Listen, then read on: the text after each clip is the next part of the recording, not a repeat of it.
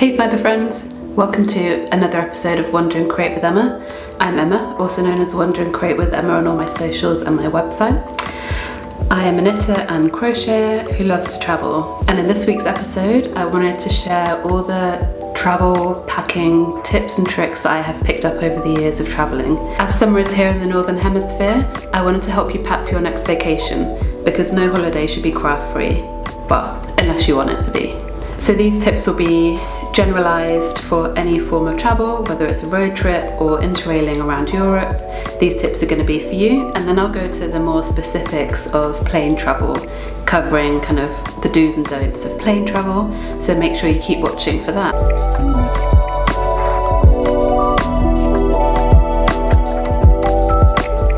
So last year in 2023, me and my partner James packed up our bags and left Vancouver to go and travel the world. We spent 6 months travelling around Europe and Asia, and then another 4 months driving around North America in our mini camper van. So as you can imagine, for both of those trips, the European Asia section, I was limited to one 60-litre rucksack, and that was going to have everything that I ever needed for that whole period of time. And then the road trip itself, okay, I had slightly more storage space in the mini camper van, but the emphasis is on the mini, so I still had to be really careful of what I was packing in general, let alone like for my craft hobbies. But of course, I had to take them everywhere I go with me, so I had to get clever with my packing. Okay, tip number 1. For packing general, this is a really helpful tip, but in particular for crafting, packing your yarn, packing your projects, I found this to be a great hack, and that is compression packs. Obviously, you're probably all like very familiar with the packing cubes. They're great for organisation. I kind of have mixed feelings about them. I like to use them in terms of knowing that I have everything in my bag, maybe all my tops and shorts in a bag, or my underwear in another, for example. But I sometimes feel like they actually take up more space than they ought, or that they're kind of promoted to be kind of organisers and safe spaces, but I'm not convinced. After travelling quite a lot, like last year and then travels that I've done before that, I feel like they're great for organisation, but sometimes I feel like they're more bulky than they ought to be. So for my trip last year, I got myself a compression sack. So these are properly compressive. You know, the packing cubes, they maybe compress things a little bit, but not too much. The compression sack, which I have got from, this one's from Sea to Summit. It's a size small, and it was quite pricey. I think it was 50 something Canadian dollars, but to me it's been worth it. I've been using it for over a year now, and it's multi-purpose. And this one is also waterproof, so you could, in theory, take it out in the water. I actually haven't done that, but in theory you could. So I decided to use this for storing my yarn. I wanted to take quite a few skeins of yarn that I had when we were packing up to leave.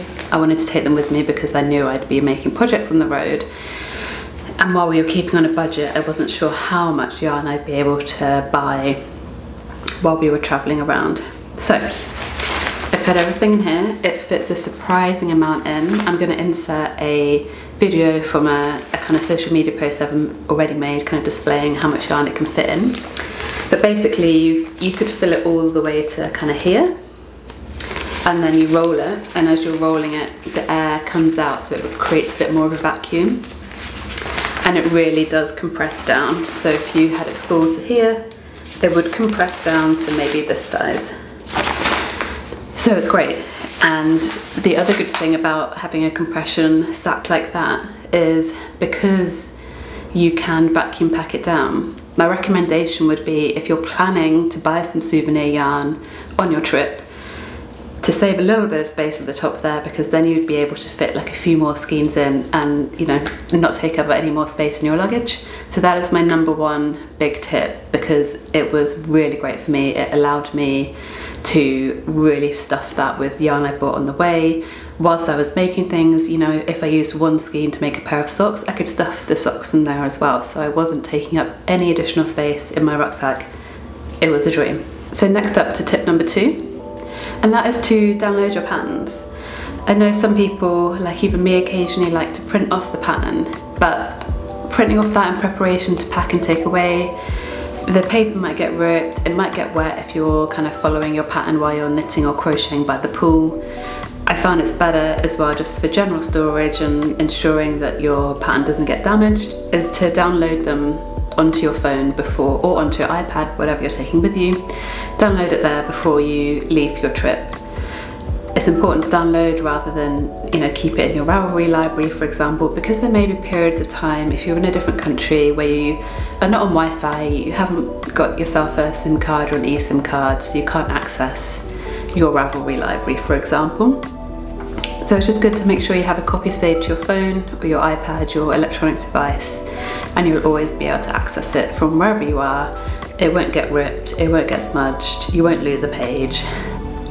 Okay, tip number 3 for me when you're planning your trip, I recommend only doing small projects. This is for multiple reasons. I mean, one, because of, again, trying to be limited on your storage space, you know, assuming you're going to be on a plane or a train, even in a car, you might not have that much room for loads of luggage. So I think I found it much better to keep to small projects like socks, hats, cowls, maybe kind of tops. Like top actually, while I'm talking about tops, is the Sea Breeze Cami by Knititude. I made it last year actually on our road trip, and it's a great summer top. This one's made with Trubo, Lions brand Trubo yarn, which I think is a bamboo cotton or just cotton, but it's been really great in these kind of summer seasons. But yeah, so stick to the smaller projects. That they're also easy then to take with you as you're maybe exploring a city or going on a hike. You can easily fit it in whatever little bag you take, and knit as you go, knit as you're sitting in a cafe, knit as you're on a hike if you're that way inclined, like crochet at the beach and you've just had it in your beach bag. Keeping it small, keeping it simple just makes it much more likely that you're going to do something on your trip, if you want to, than taking a kind of larger, bulkier project that you might not be able to take everywhere with you. I should also add to that having a small project means you're taking less yarn with you, again, saving space. Okay, tip number 4 is more specifically for the knitters who are watching, but I recommend taking interchangeable needles. If you know that you're going to be working on a project or two that has different needle sizes, I recommend using interchangeable needles, because that way you only need kind of 1, maybe 2 cords, and then you can take all the different needles with you. It doesn't get quite so messy in your bag having kind of multiple like circular needles or kind of longer straight needles. You can just have a little set. I actually have the Knit Picks interchangeable needles, and this is what I took with me on my 6-month, well, my kind of 9-month trip last year. It was in my rucksack, and then it obviously came in the camper van with us. But it's this, so this is the kind of wallet that the set came in when I bought it, and you can see all the needles here. It's got a bit jumbled and it's kind of breaking a bit because I've had this set for about 5 years now. And it just came, the set comes with a few different cords, but I've now kind of stuffed it with all my different knitting needle cords. I've got all my crochet hooks in here as well. And this is more than I took traveling with me. This is now quite weighty, but I kind of limited myself to the interchangeable needle set, some crochet hooks, and then on occasion I did find myself having to buy additional knitting needles because I'd either lose a pair, or I think I broke a pair at one point, or I'd take on a new project and I didn't have the right size. So I did eventually acquire more needles, and I was buying singular sets because I didn't have the budget to, you know, buy a whole new interchangeable needle set. The Knit Pick set is not necessarily available in all the countries, so I did acquire more. But in general, just the interchangeable needle set is much more versatile than kind of taking a load with you. It can also fit all the notions in it, like stitch markers, stitch holders, etc. And also the little kind of interchangeable needle stoppers.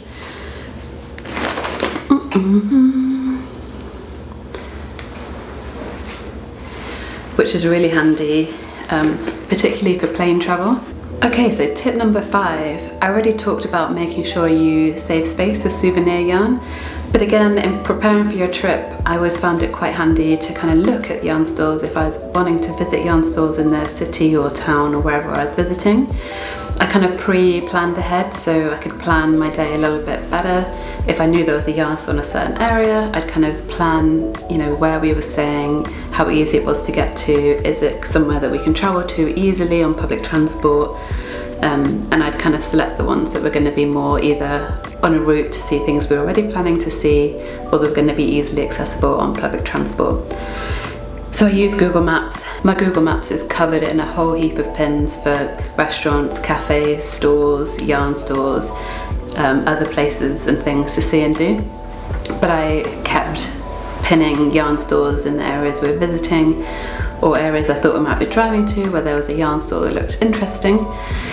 And although I wasn't able to buy souvenir yarns or anything at all in all of them just for budget, I did always try, if I couldn't afford to buy yarn, I'd maybe buy a stitch marker or something slightly cheaper, because, you know, I was never feeling pressured to buy anything, but it just felt like I wanted to contribute and support local yarn stores where I could.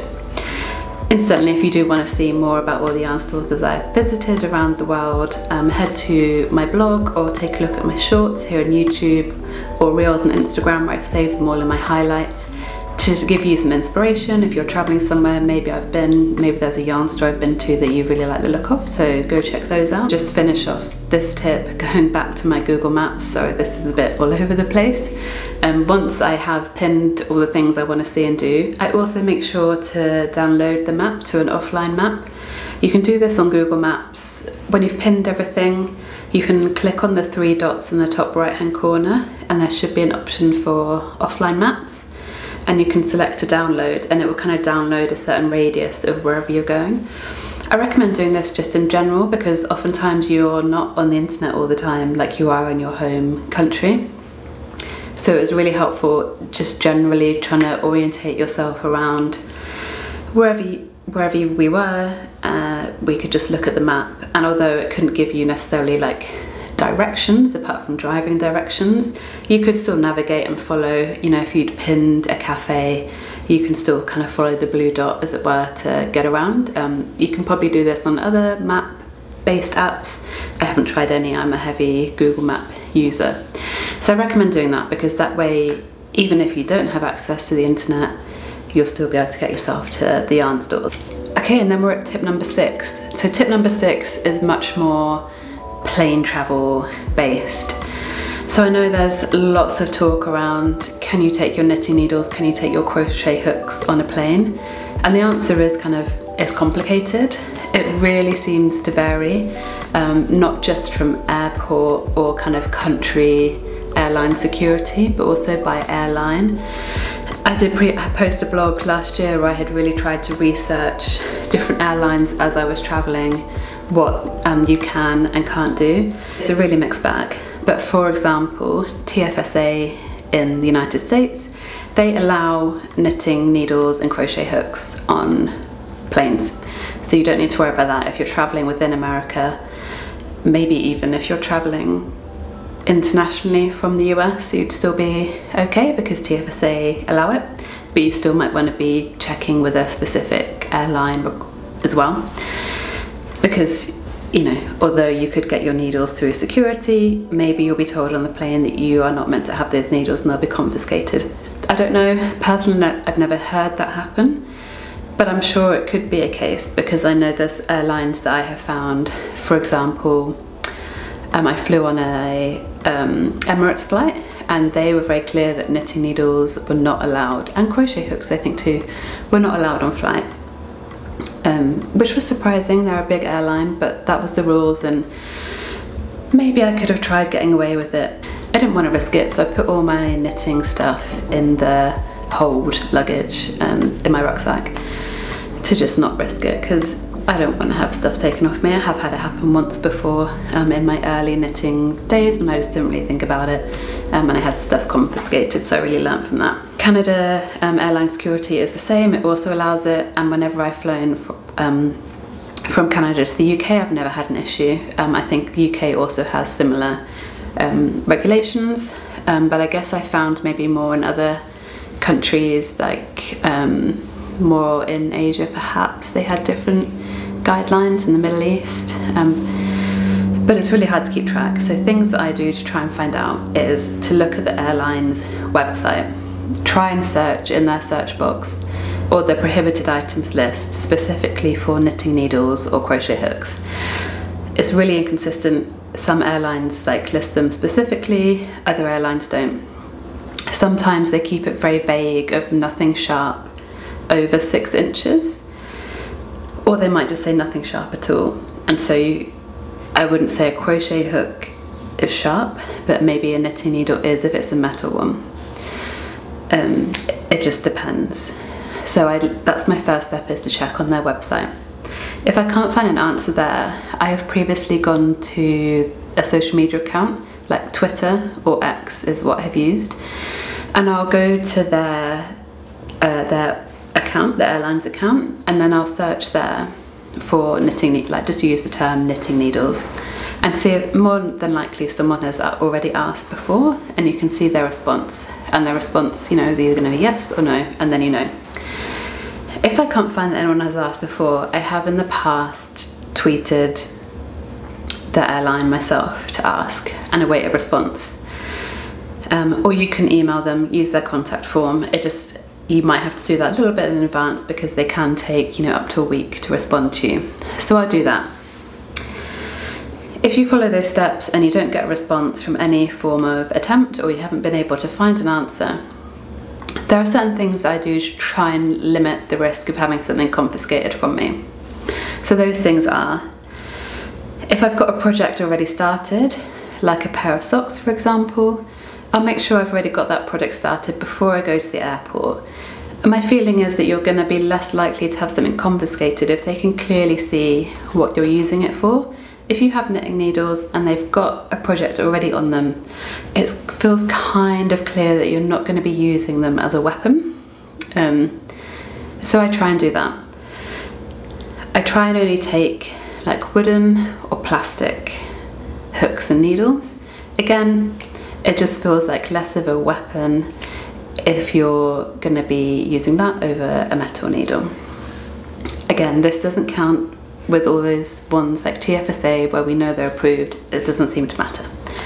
But if you're not sure, these are just the ways you can limit it. And then another tip that I read, and I have actually used again just to try and make sure, if you have carry-on only and you have the interchangeable needles, I use if I have a project already started, I'll take the needles off and obviously put like the stoppers on the end. And then I'll put the needles in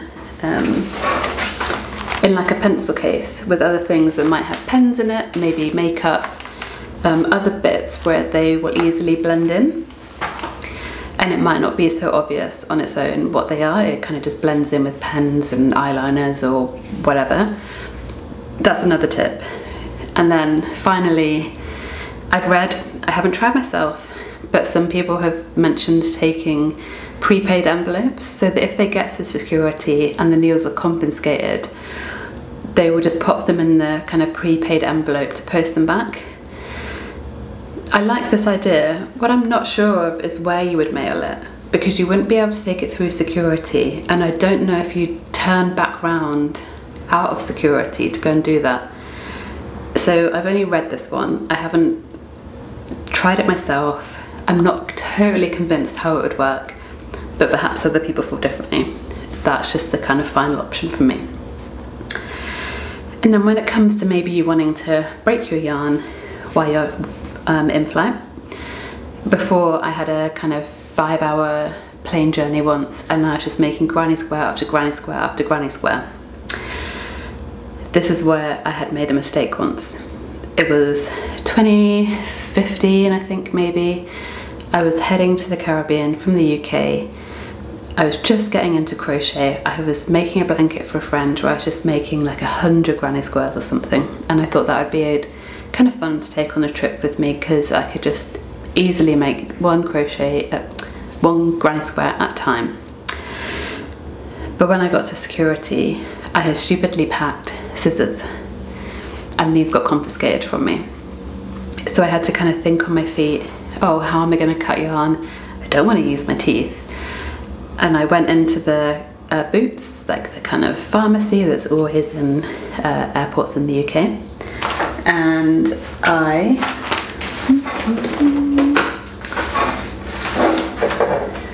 bought myself nail clippers.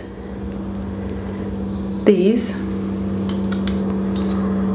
are a great alternative for cutting yarn and are definitely going to get through security. So this is now what I use.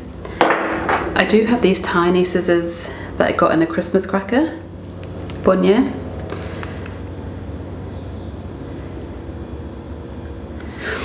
And they would definitely fit into the nothing sharp over 6 inches rule that I sometimes see because they're so tiny. But I don't know, for me I'd rather not risk it with these things. So I've been using the nail clippers. I read someone recommends using dental floss, which seems like a genius idea and like really lightweight to take with you, that you should probably be taking anyway. And I guess it works. Again, something I haven't tried myself, but I thought it was a pretty good idea. So they're my recommendations for plane travel. It's been very effective for me. I just go with the process of, if really in doubt, don't risk it. Which was fine for me because I was traveling in multiple countries and I had hold luggage with me. If you're only taking carry-on, that kind of sucks because then you can't take a project with you at all. I will say I've never had a problem with crochet hooks, and I really think they're hard to argue that they could cause damage. Even though I have seen airlines specifically list them, I just can't see why they would confiscate them. I've personally never had an issue on any flight. I've had a crochet hook. That's something, again, if I'm not sure about knitting, I'll crochet, and I've never had a problem. So I do think that's worth a try. And you know, they're often plastic or sometimes cheaper to replace than a knitting needle set, depending on what it is. So if you are able to knit and crochet, that's great, you've got multiple options. And then finally, tip number 7 is just really to reiterate all of the above. Do some planning, kind of think about what projects you might want to do, what yarn you might want to take because of that.